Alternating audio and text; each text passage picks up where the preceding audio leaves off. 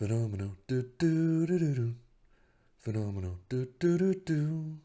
Fenomeno, do do do do do do do do do do do do do do do do do do. Fenomeno. This one is called the El Turco Fenomeno. It is by El Turco 09. I think we saw something from him in FM23, so we'll see what we can do here. Now, on the description where I got this from, it says, first of all, I would like to state that I tried our tactic in holiday mode. I couldn't have done a long career mode. I tried our tactic in 4 major leagues: Premier League with Aston Villa, Bundesliga with Leverkusen, Serie A with Udinese, and La Liga with Real Sociedad. As a result, I think these tests are positive. Of course, you will decide whether the tactic is effective in your career. So Aston Villa did very well in their test, got first place in the league. We will see if they do anywhere near as well. They also got, it looks like, the Conference League trophy as well as the Carabao Cup. So overall, a fantastic season that he had for Aston Villa. We will see what happens with our teams of Liverpool, Aston Villa, and Ipswich Town in the championship in just a minute. But overall, the shape seems to be a standard 4-2-3-1. We will go in depth into the tactic a little bit later. But for our 3 teams, starting with our 2 in the Premier League, how did they do? As you can say, Liverpool in first place, 90 points, a fantastic season for them. Aston Villa in third, 79. Now, of course, I have Liverpool and Aston Villa pitted against each other in the save, so things are going to be slightly different compared to what El Turco himself had. But Aston Villa in third place, 79 points, 93 goals, pretty good. Well, we got Liverpool to first place, trophy number 1. Trophy number 2 seems to come in the EFL Cup final against Manchester City. McAllister getting the lone goal there. Unfortunately, though, FA Cup final, you are getting to a second final, but Arsenal losing out 2-3 in the FA Cup final, so you're down to 2 trophies right now. Still a pretty phenomenal season. Well, trophy number 3 does come in the Europa League final against Milan, 2-1. A fantastic showing. Theo Hernandez getting sent off in the 77th, though. So overall, 3 trophies for Liverpool. Yeah, this is one to take a look at.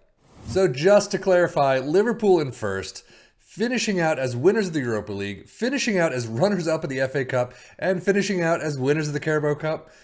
Definitely one to take a look at. No question about it. Squad-wise, I'm expecting big things. Alisson with 58 appearances, 34 goals though for Nunez, 21 for Gakpo. Salah all the way down with only 15. Assists-wise, 25 for Szoboszlai, Trent with 20. Good jobs there. 761 for Szoboszlai, fantastic outing there. 727 for Trent, not bad. Even Konate got 7 goals. Wow. Well, we already know this time around that Aston Villa does not get a domestic trophy, but out in the EFL Cup semifinals against Manchester City, although beating the heck out of them 5-1 in the FA Cup 4th round, getting to the semis, losing out to Arsenal. You're getting somewhere. You're getting through a lot of these cups, which is good to see at least. They are not trophyless for long. Europa Conference League final against PAOK, beating the likes of Fenerbahce, Panathinaikos, and Slavia Prague. Very well done. So while not as good a season as Liverpool, definitely a fantastic season for Aston Villa. 3rd place in the Premier League, winners of the Conference League, FA Cup, Carabao Cup, yeah, but still, semifinals in both. It's pretty nice. And stats, goals-wise, 38 for Ollie Watkins. Great job there. Moussa Diaby, 21. Assists, 17 for 3 players. Diaby, Cash, and Tielemans. 16 for Moreno, 15 with Bailey. They've got a lot of people in the assist category. That is amazing to see. Matty Cash with 728 as the highest player. Nice job. Liverpool's data hub looks pretty fantastic. We've seen it before, but attacking numbers are through the roof, defending as well. Aston Villa doing a pretty nice job themselves. Crossing percentages really kind of the only downturn there, but overall, both teams were amazing in this league this season. And as we look to the Premier League stats, Liverpool and Aston Villa, 115 goals to 93. 2nd place. That is quite the drop, and then quite a drop again to Manchester United with 74. Few shots against, both are in there. You got most possession, nobody. Most dribbles made, Liverpool and Aston Villa all the way at the bottom. Most tackles, nobody. Best pass completion, nobody. Shots for, of course, they're going to be through the roof. And as we switch things up to the championship side of Ipswich Town, 3rd place, promoted, 95 points, 126 goals, clearly favorites there. Tops of the league on that category at least. And if we look at the playoffs, you could see semifinals, they beat Cardiff. And then finals, you're in against Leeds, 4-3 in extras. I mean, you squeaked it out, but you got promoted, which is what you're aiming for. Sadly, they did not do very well in the cups at all. They only got 1 win out of 4. So league was fantastic. FA Cup and Carabao Cup, not so much. But squad-wise, still expecting big things. 37 goals for George Hurst. That is huge. Assist-wise, 17 for Leif Davis. Wes Burns was 16.